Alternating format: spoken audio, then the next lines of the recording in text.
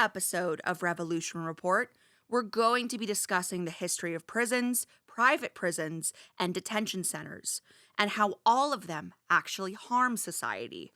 Before we get started, we wanted to let you all know that on our website, handballcourtradio.com, we now have a way to donate to the station. We fund the station with our own money, and if you appreciate our content and the work that we do, we'd really appreciate any donations to help us cover our operating costs. And again, I will reiterate this. We understand that the economy is in a really dire place right now, and if you're not able to donate, we still love and appreciate you. So now, let's get into the episode. Let's do it.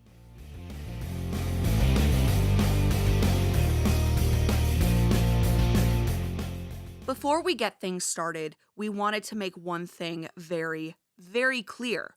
This episode is not about getting rid of justice for victims or minimizing the harm of atrocities that have been committed.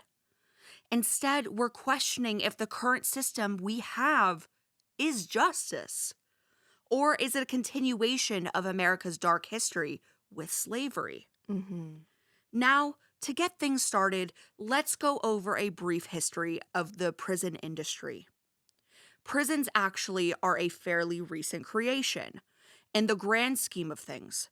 For most of human history, prisons, which are for long-term confinement, would actually have been considered inhumane. In contrast, jails, which were short-term confinement, have a much longer history. And prisons, as we know them, were first developed in the United States post-Revolutionary War. They were used both to confine people, but also as workhouses, as a way to get labor at no cost. The justification for this was that people needed to learn to work so they wouldn't commit crimes, because they thought that criminals were lazy. Which certainly seems like poor logic, especially if you're considering the circumstances that might have led someone to commit a crime, like poverty or systemic oppression. Instead, they must be lazy. So forced labor was the solution. And to be clear, even at the time, this was controversial. It's not like everyone was on board. Unfortunately, however, the forced labor of prisoners was made nationally legal in 1865 with the 13th Amendment.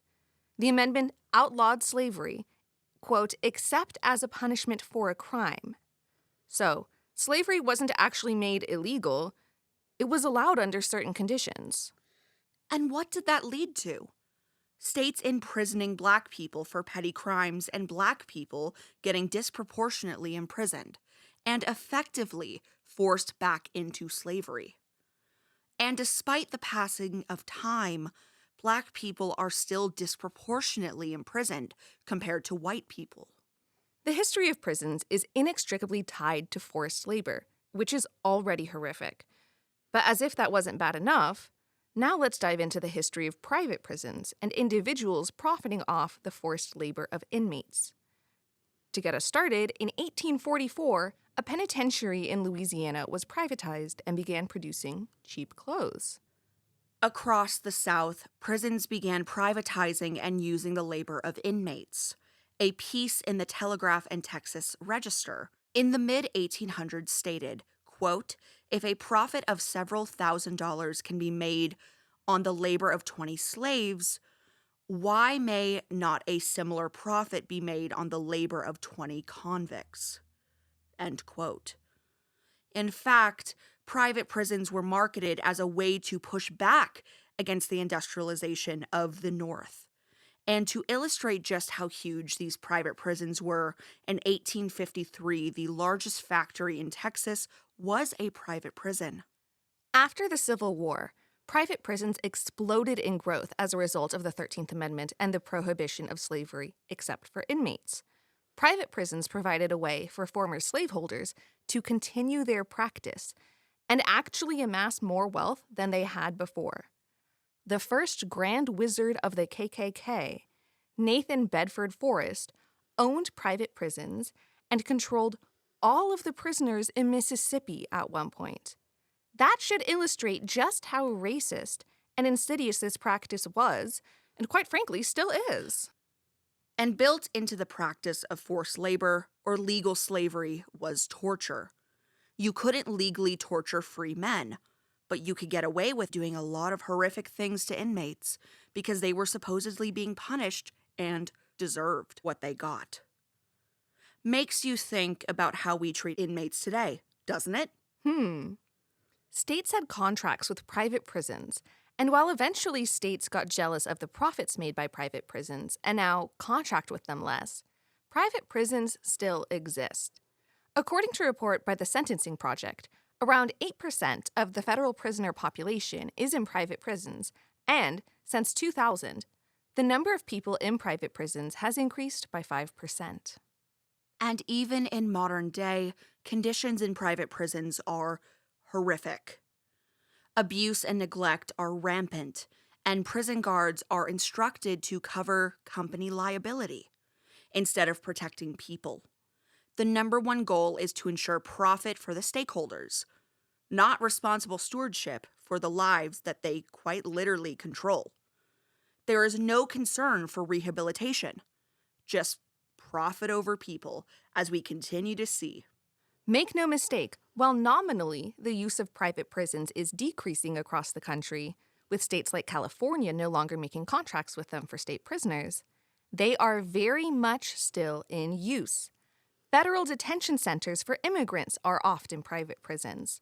The federal government contracts private companies like Core Civic and GEO Group to run their detention centers.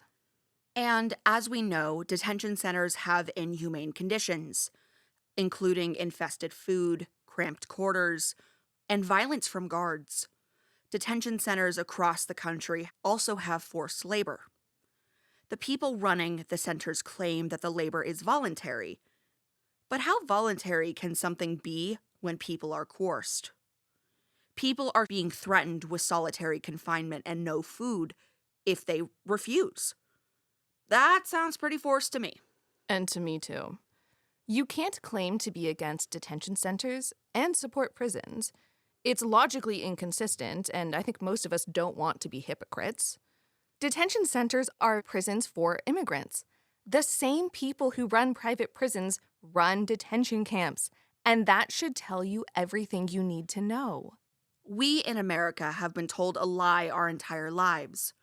And that lie is that imprisonment for criminals is the best solution to deal with crime, and that prisons rehabilitate people.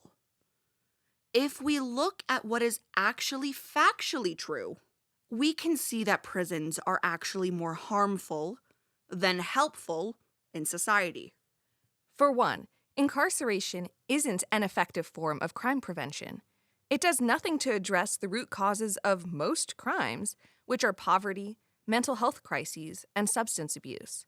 It instead places the families of the convicted people in precarious financial situations, leaving around 65% of families with someone in prison unable to meet basic needs, according to the Ella Baker Center for Human Rights. As for the inmates themselves, prison time doesn't prevent them from committing crimes again.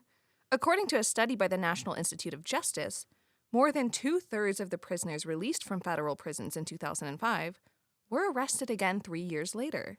Yikes, that's not a good average. It's really not. Additionally, most prisons in the United States don't actually rehabilitate people and give them opportunities to reintegrate into society. Instead, people are absolutely traumatized and effectively abandoned upon release, with their ability to get a job or even vote, the most fundamental right as a citizen, potentially stripped away from them. And if that isn't enough for you, if you're only moved by economic arguments and not ethical ones, imprisonment is costly on taxpayers. For example, New York City spends over $500,000 per person per year to imprison people on Rikers Island, whereas it would only cost around $42,000 a year to provide housing and individualized health services for a person.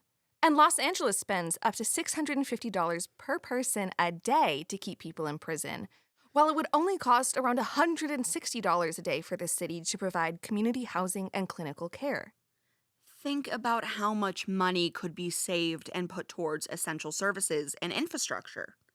instead of funding a costly system that doesn't even accomplish what it claims to. And imagine what the federal government could do. If instead of detaining over 70,000 people in what are effectively private prisons, what if it used that money to fund social services? If you want to learn more about this, you can check out our previous episode on the economic argument against ICE. And it's not like prisons as they exist in America are the only way to operate. Norway provides an alternative model that actually focuses on rehabilitation and provides people with humane living conditions as well as education. And Norway has one of the lowest rates of people committing crimes again after release at 20%. We're not stuck with this system. Other options exist. It's just a matter of implementing them. Now, we understand this has been pretty heavy, and it's been pretty heavy for us too. So, what can we do? For one, reach out to your elected representatives and let them know that you want private prison money out of politics. We'll include a link on our website, Handball Court Radio, to a list of every American elected official who has received money from private prisons. I definitely think you should check that out. Unfortunately, over 140 representatives serving in Congress currently have taken private prison money. Which is 140 too many. We'll also share a link to the Abolitionist Toolkit, which is an incredible collection of resources that will help you and your community understand alternative pathways to justice that don't involve prisons as we currently know them. And we'll share some of our favorite texts on abolition, like Are Prisons Obsolete by Angela Davis, and We Do This Till We Free Us by Mariame Kaba. And if you're able to, consider donating to the Ella Baker Center for Human Rights, which we cited in our earlier discussion, or VERA. They're organizations that do incredible work supporting communities and shifting away from reliance on prisons. We'll also share a link to their donation page on our website. And the most important thing you can do to help is spread the word.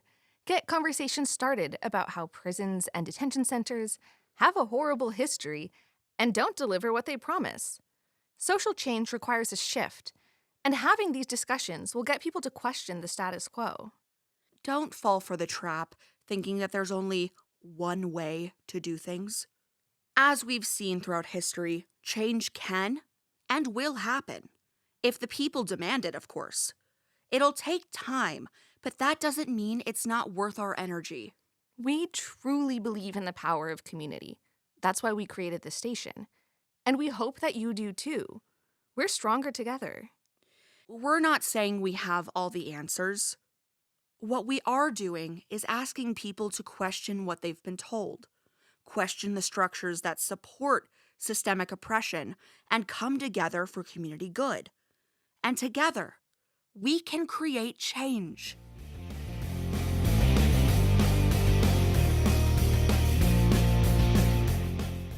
That's about it for this episode. We hope it was informative. As always, you can check out our website, handballcourtradio.com. There, if you appreciate the work we do, you can donate to help us cover our operating costs. Also, you can follow us on Blue Sky at Handball Court Radio, and you can follow me there at Sarah Livings-Walsh. I'm there as Not Like Mona Lisa. If you're listening on Spotify or Apple Podcasts, don't forget to rate, review, and follow us. And if you're watching on YouTube, we'd love it if you like, subscribe, and share so you don't miss our content. And with that, I'm Sarah Livings-Walsh. I'm Analisa Venolia. And this has been Revolution Report.